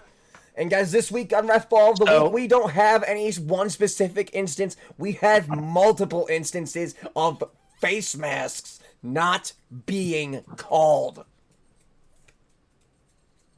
yeah, there was a outrageous amount of face masks that were turned a blind eye to, or they were seen and not thrown a flag, and everything in between. I know there was a few in both sides of my game. I think I saw a few in that Chiefs Bills game. Ah, damn it. I'm pretty sure I saw at least one in almost every game, to be honest with you, and that's ridiculous. Yeah, no, the refereeing this week has been, the last couple of weeks, for that matter, has been absolutely awful. So yeah, no, just wanted to point those out to you guys. Obviously, we don't like seeing face masks not being called due to player safety. We always want to make sure these players are playing safe, and when you're just not calling face masks like that, that can definitely ruin some players' health.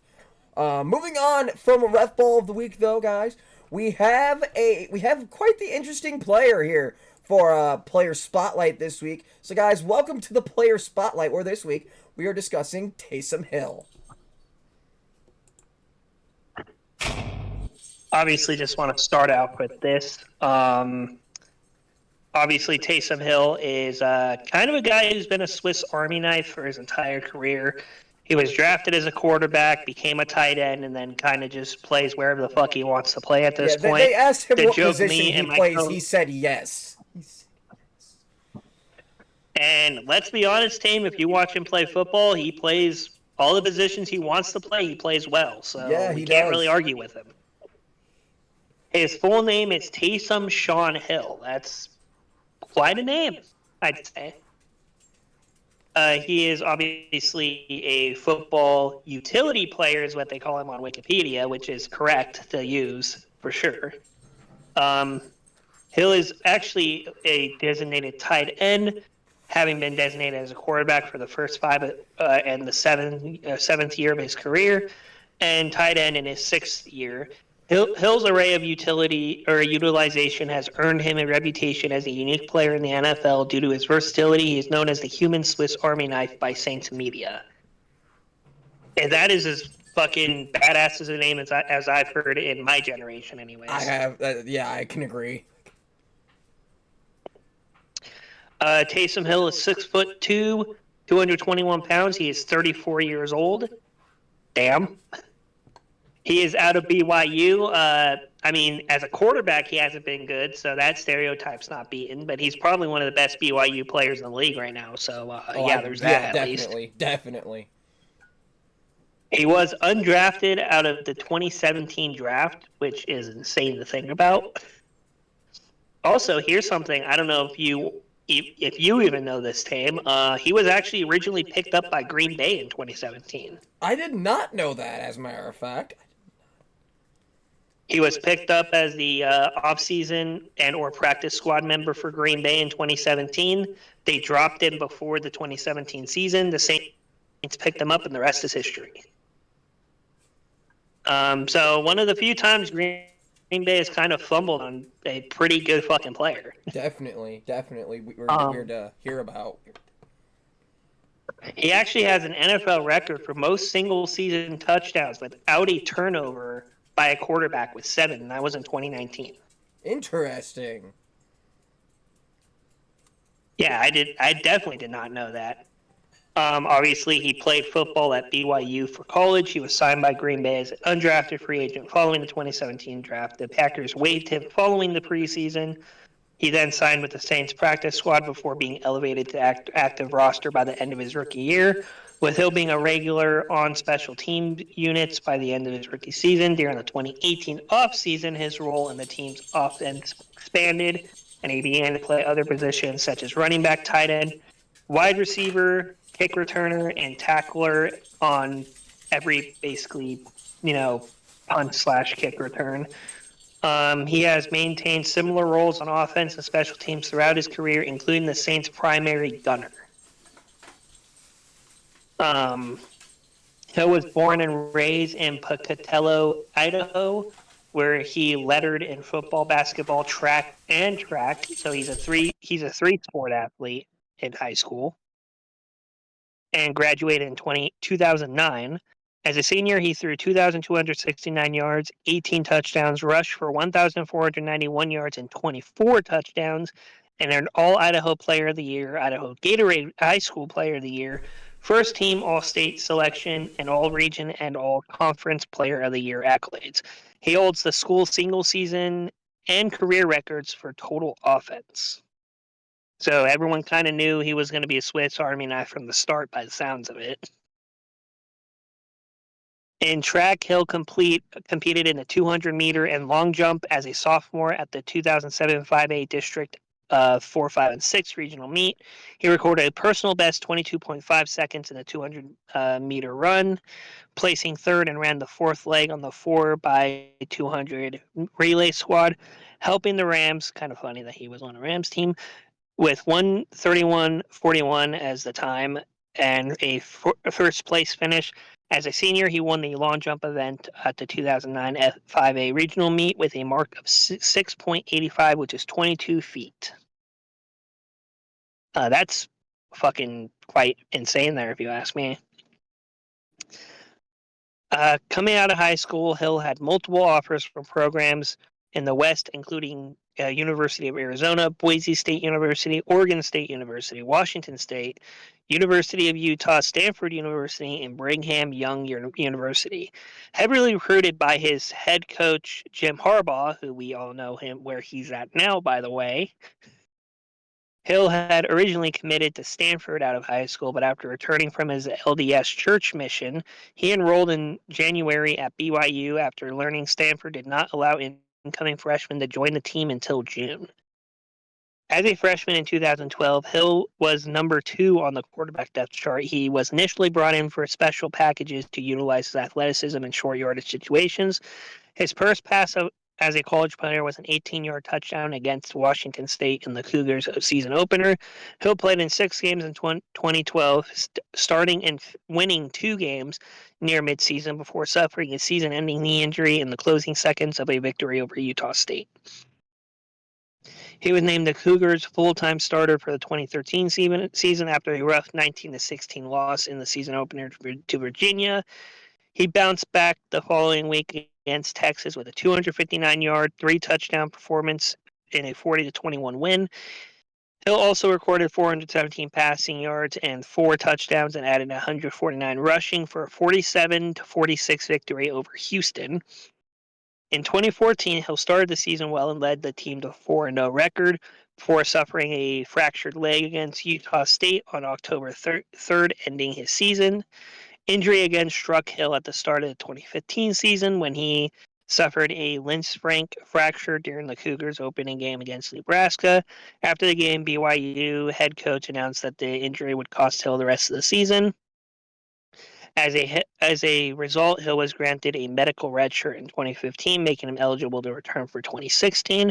On February 16th, he announced he would be returning to BYU in the 2016 rather than pursuing options to play at another school as a graduate transfer. On August 23rd, Hill was named the starting quarterback over sophomore Tanner Mangum, who had started after Hill's injury in 2015 for the 2016 season. Hill changed his jersey number from 4 to 7 to honor his late older brother Dexter, who died in the spring of that year. Late in 2016, Hill suffered a 4th season-ending injury in the Cougars' regular season finale against in-state rival Utah State on November 26th. He left the game with a hyperextended elbow in the 4th quarter and subsequently missed the Cougars' bowl game. So just from college, he had a lot of bad injuries. Yeah, no, definitely injury prone in college, I would say. But he's been pretty good in the NFL at least, so they shook that off at the very minimum. So for passing in college, he had 6,929 yards 43 touchdowns, 31 interceptions, 2,815 rushing yards, and 32 touchdowns in his college career. Keep in mind, he basically played a combined like 3 seasons because he got those injuries in 2 of his other 4 seasons. And between the other 3 seasons he played, he had 12 games. 12 is about as much as most years are for games played. So there you go. Professional career, Hill showed impressive athletic ability at BYU's Pro Day. His 40-yard dash was 4.44, and a 38.5 vertical jump would have finished first among all participating quarterbacks in the draft, beating Trevor Knight, who had a 4.5 440-meter dash and a 35.5-inch vertical. Obviously, he went undrafted. Green Bay picked him up. He appeared in 3 preseason games, having 14 for 20 and throwing for 2 touchdowns and rushing for another, but he was released, obviously, post-preseason.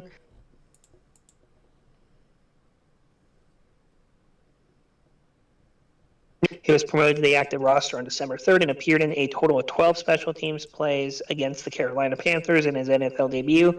Hill recorded 2 special teams tackles on the Panthers' kick returner, Fozzie Whitaker. I don't even remember that name existed, so nice splash from the past there.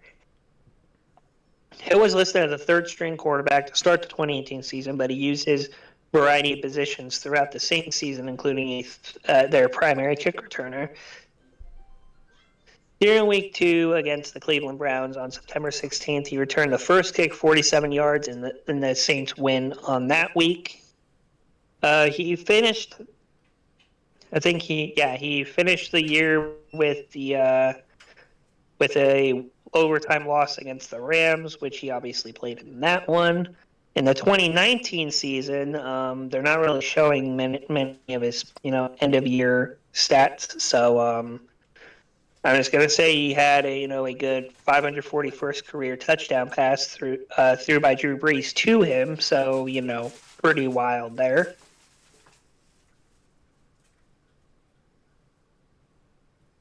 Alvin Kamara get into the end zone, where this was the year of the Minneapolis Miracle, with the Vikings obviously ending up getting that win 26-20. And everyone remembers that one for sure. Yeah. In the 2020 season, he helped beat the Falcons when he had 2 touchdowns against them late in the year. His free agent tender was about 4,641 yards, but he did end up re-signing for 2 years for 16.3 mil. So obviously that was pretty good for him. In 2021, the same day as Drew Brees announced his retirement, Hill signed a 4-year deal worth 40 mil. So he's actually going to be probably most likely either retiring or maybe he stays a Saint or leaves the Saints in 2025. The contract was structured in such a way as to free up salary cap for New Orleans, saving them 7.75 mil against the 2021 cap. He lost the 2021 starting job to Jameis Winston. Obviously, Jameis Winston played the Saints last week and got absolutely demolished. Yeah. Hill signed another extension at the end of the year on November 22nd to basically convert his money to guarantees, and it did make it 95 mil instead of 80 mil or whatever the fuck it was.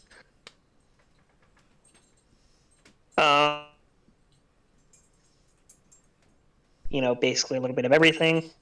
I'm just going to get to his career stats real quick. So he's played a total of 97 games. He's only started 41 of them. He has 2,348 passing yards, 11 touchdowns, 8 interceptions. For rushing, he has 2,159 yards and 27 touchdowns. And then receiving, he has 756 yards and 11 touchdowns. So again, Swiss Army knife. There's not much to debate there, for being honest. And then his personal life, Hill is the youngest of 4 brothers of Doug and Natalie Hill. He was named after Taysom Construction Company. That's the most redneck thing I've ever heard, by the way. Same here. Wow. Formerly located in his hometown of, obviously, Pocatello, Idaho, Hill is a member of the Church of Jesus Christ of Latter-day Saints. We already kind of knew that. And served as a missionary for a church in Sydney, Australia. Quite impressive, from 2009 to 2011. He married Emily Nixon in 2014 in Salt Lake Temple in Salt Lake City, Utah. Hill's brother-in-law is former BYU and NFL linebacker David Nixon. Interesting. That I did And not that, know. and that is all we have on the Taysom Hill spotlight. Well, guys, that does it for the player spotlight, guys. We're reaching the end of the show. We only have the personal segments, and then, of course, our main segment to go. But, guys, starting in the personal segments, Kenny, I know you said you had a little bit you wanted to touch on. I am going to say this. We kind of do need to cut the personal segments, make them sort of abridged. But obviously, I'm not going to put a specific time limit on you. But guys, welcome to Kenny's personal segment, Charged Up.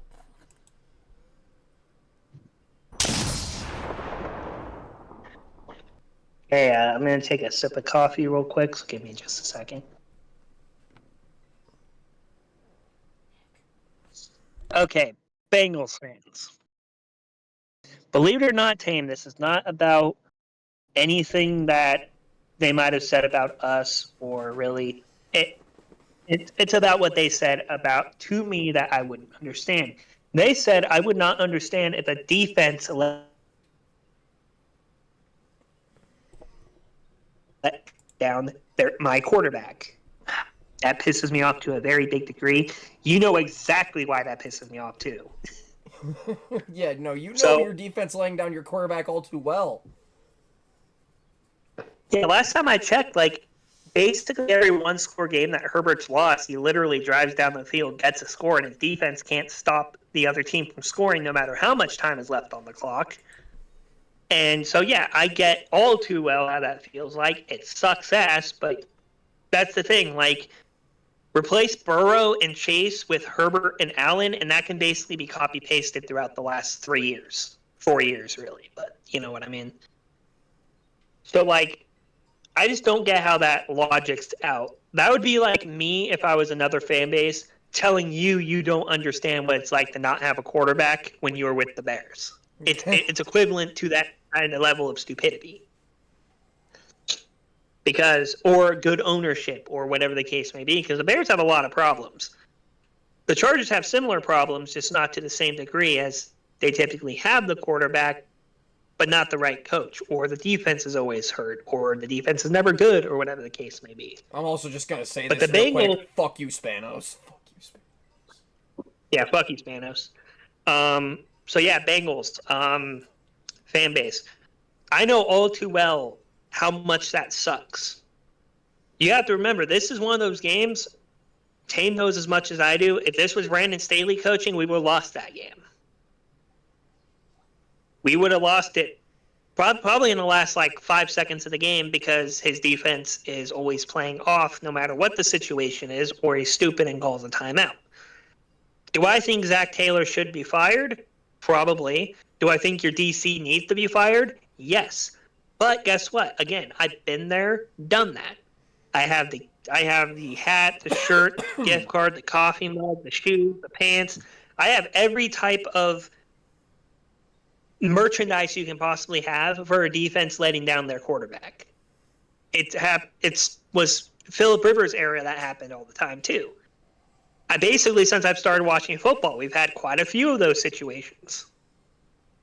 Now, obviously, I'm not in that tier of bad teams where I just don't know what success is, or all my success normally has an asterisk next to it or anything like that. I think despite us not winning a bowl, we at least get a few playoff wins here and there. We normally have a pretty good team to watch and all that stuff. I don't have a boring team or anything like that, thankfully, but that doesn't mean we don't know what struggle is as Charger fans, because we've been going through it since at least 2005, 2006, 2007, whatever the fuck it was.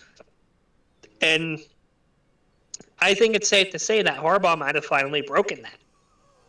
It's too early to say, because we still have to see a little bit more of those type of situations, but I do believe that Harbaugh has helped make this team better at not letting games get fully away And yeah, this was a close call this past week, but the defense stepped up when it needed to. The offense got that last touchdown via J.K. Dobbins, and the defense knocked a Hail Mary away, which I was saying that entire fucking game. I wasn't on the mic with Nick, so this will be the first time he hears me say this. I said, for the love of God, do not do what Tyreek Stevenson did. Please. That was one of the first things I said was don't do what Tyreek Stevenson did. Don't do what the Bears defense did. And for the love of God, don't do what Matt Eberflus did. And we were smart because I don't know if Tame watched the game, but he literally did the exact opposite of what Matt Eberflus did and called the timeout before the Hail Mary could get thrown. And oh, look, we had the right personnel to stop it. Take notes, Bears fans. Another thing, real quick, I want to touch base on this one more time. So, obviously, MVP odds, you still have Patrick Mahomes over Justin Herbert. I did say this earlier, but I wanted to make this clear. Yeah, Mahomes is finally pulling away. He has 15 touchdowns, 11 interceptions, 2,404 yards, but he also has 11 interceptions, right? Which for Patrick Mahomes, that's a really bad year. We all know that. But now you look at Justin Herbert, 21, 86, 13 touchdowns, 1 interception. To make this make sense, how is Mahomes over Herbert? I know you have to probably take team record into it and da-da-da-da-da, but if you're not thinking team record and actually thinking of the names that are on the board, how does Mahomes have a higher chance of it than Herbert, who's played immensely better than him with a lot less to play with? That's a good question, honestly. Because he has two less touchdowns, but 10 less interceptions. 10.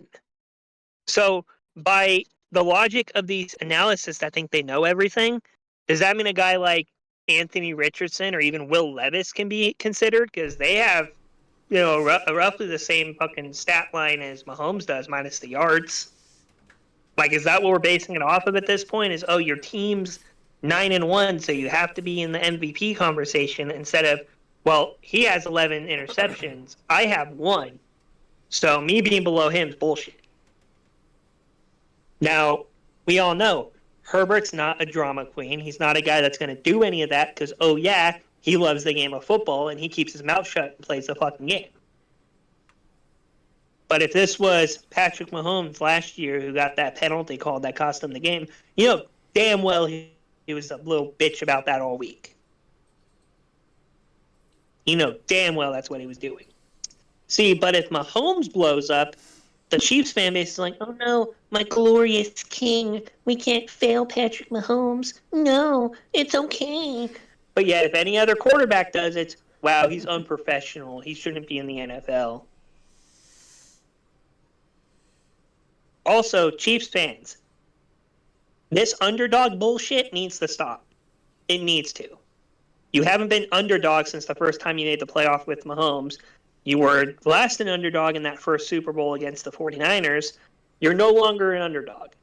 You're the new age New England Patriots. We're all going to hate you. We're all going to hope you lose. We're all going to hope everything that can possibly go wrong with the season can, aside from injuries, because we're not those type of people. But we would love to see you guys have a losing season. Look at a team like what team's having their first actual losing season in a while that I can think of off bat? There's at least one or two that are having really bad losing seasons after having a lot of successful seasons. But the point of this is you can't put Mahomes in a conversation for MVP without putting Herbert in that conversation too. And honestly, if it were me, my MVP list would be Josh Allen. I would put Lamar Jackson, but I don't know, maybe that's far-fetched. If you take records out of it, you can put Burrow up there. You can put Herbert up there. There's probably one or two other quarterbacks you can make a very good case for before you can even bring up Mahomes' name this year. If this was any other quarterback on with that record, same stats, they wouldn't even be considered it because their name isn't Patrick Mahomes. Let's be honest, that's all it is. But last thing I'll say is simply put, this game against the Ravens is probably one of, if not the best, biggest challenge left on the board for us. And yes, even more of a challenge than KC.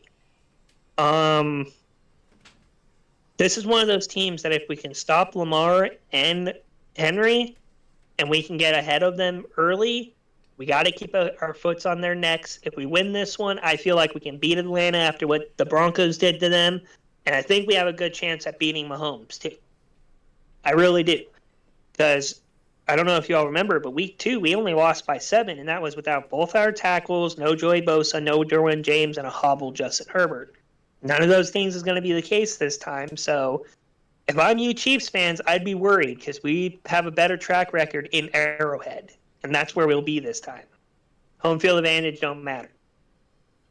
So with that being said, I will go ahead and toss it over to Nick for his segment. Yes, indeed, ladies and gentlemen. I'm going to take over here for just a few seconds, and there's a few things I want to talk about. Guys, welcome to the Houston Huddle.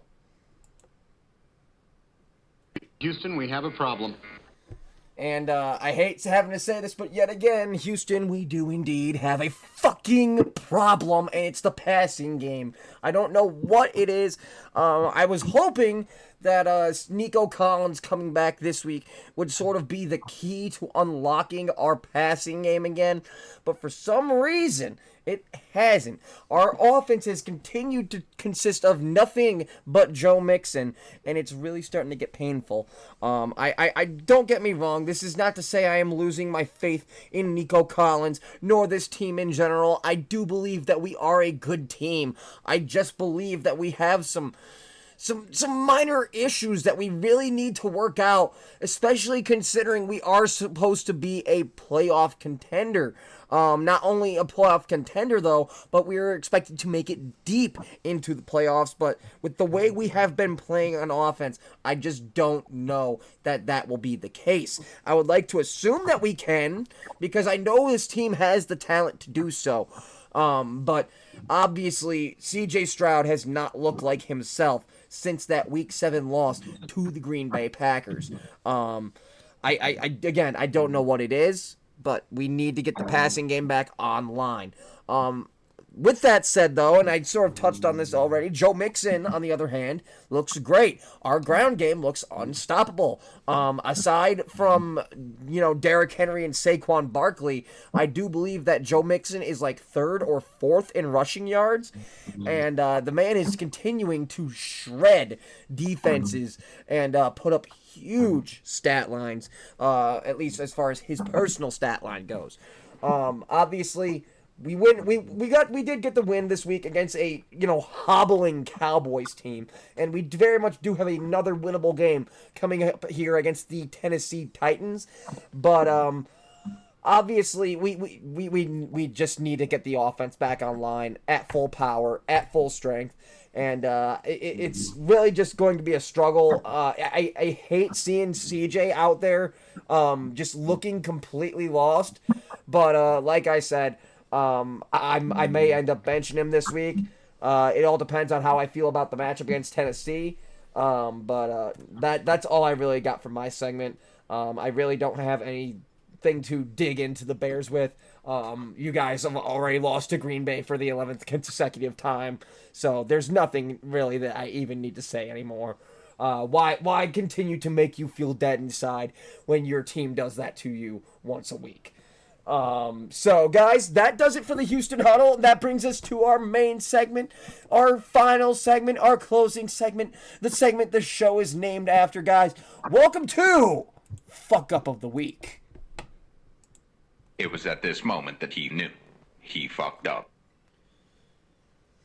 And my God, And this week, guys, we actually have this week for Fuck Up of the Week, I'm just gonna say we have a funny one. It's probably gonna bring smiles to quite a few faces. Kenny, go ahead.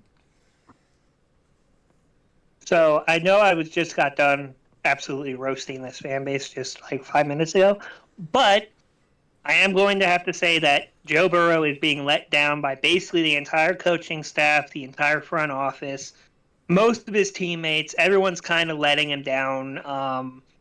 And that, I believe, is a really big fuck up because Joe Burrow just a few years ago was, in the Super Bowl and he was considered a top quarterback. He still is, but because of how shitty his team is playing, he's basically being underrated right now despite how really good his stat line is. For those of you that may not know, I'm going to go ahead and tell you his stat line. And I think even my co-host here, once he hears the stats, might be just a little bit surprised at just how big these stats are. And this kind of proves more so how he's been being wasted. He has 3,028 yards, 27 touchdowns, and 4 interceptions. Wow. And in 3 games that he threw basically 3+ touchdowns and only 1 pick in those 3 games, lost them all because the defense couldn't make a stop.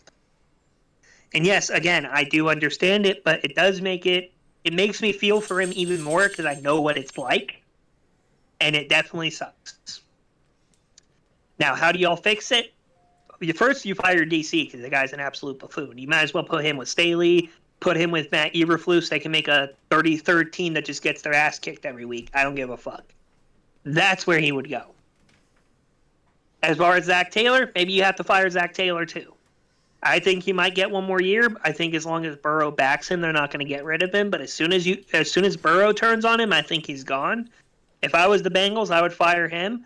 And honestly, Tame, I don't know how you feel about this, but I would love to see Mike Vrabel try to run that team. Yeah, no, I think that'd be a great decision for Cincinnati.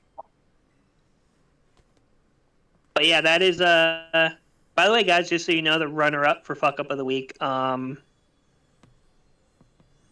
was actually going to be Travis Kelce, but we decided that despite him being what he did, being kind of fucked up, since it's only alleged right now, there's no charges out specifically yet, and nothing's really going to probably come of this for at least a little while. We decided on this instead. Yeah, no, for those of you wondering, Travis Kelce was stopped on a drug charge today, allegedly, with possession of marijuana, my boy, yeah, that, again, it's all allegedly right now. Also, to be fair with Travis Kelce, his decisions are not affecting really anybody else. There's nothing said if he was actually smoking it in the car, if he was just found with it. If he was just found with it, then he's not putting anyone in danger, really. So that is also why I kind of decided until we get more concrete information to let that slide for now. But, yeah, as far as being caught with marijuana, my boy, fucking love it. That is my THC hawk for sure. But, guys, that Speaking brings of us... marijuana, yeah, my sweaty hands made it slip. And yeah, I think that ties up the fuck up of the week for this one. Yeah, that'll do it for us this week, guys. It's been a fun week. Obviously, guys, we have only one Tank Bowl coming up, but soon we will have the Thanksgiving episode coming up for you guys here in just a few weeks. So obviously we'll have that coming up soon. Yeah, and we'll obviously, and I'm also just gonna throw this in. The show will have a new look here soon. The slides will be, they'll be getting a nice modern touch instead of just the basic ones that we have here. I will later. But guys, we are going to sign off there. Kenny, any closing thoughts before we go? Nope, just hope you guys are winning your fantasy matchups. Your teams are winning unless you're the Raiders. And you guys have a nice rest of your day. Yeah, no, that is going to do it for us. As Kenny said, I hope you all are faring better in fantasy than I am. But Guys, we will see you guys in another week when we bring you the action for next week. Guys, thank you again for watching, whether it be on Twitch Live or back on YouTube later. We will see you guys in a week. Go Chargers, go Texans. We'll see you guys later. Thanks for watching. I've been on some new shit. Y'all been acting lazy.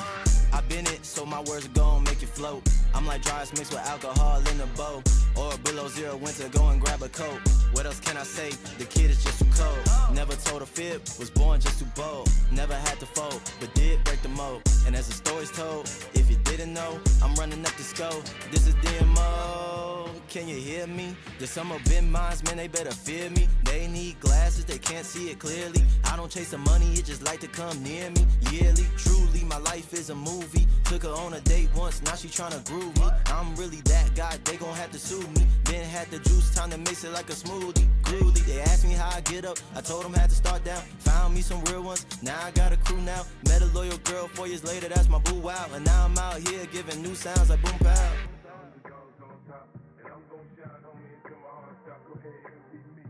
I'm Raps MVP, and I ain't going nowhere.